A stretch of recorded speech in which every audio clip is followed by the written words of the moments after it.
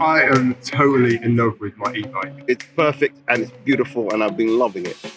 Yeah, it's changed my life. The incredible sense of freedom cycling brings was not something I had envisioned. It's amazing how easy it is. It is great just to get on the road and get back on the bike, and it will bring back a little bit more of your youth. I love the whole thing of, if I see a hill coming up, I can just turn the power up and I can get up that hill and I'm not aggravating my leg. 17 miles one way and 17 miles back. I would never have done that. Never. I tore the cartilage in my knee 10 years ago. I haven't really ridden a bike for a really long time, just because if I get to hills and stuff, or like we're on like rough terrain, it just really makes my knee ache. So yeah, riding today, like nothing, like the fact I could just up it and I got to that hill without my knee clicking on the way up, like that's amazing to me. All of a sudden, it's like, instead of going for a walk and whatever, let's go for a ride. It's a new way of expressing ourselves. Absolutely. I find an excuse to get on it.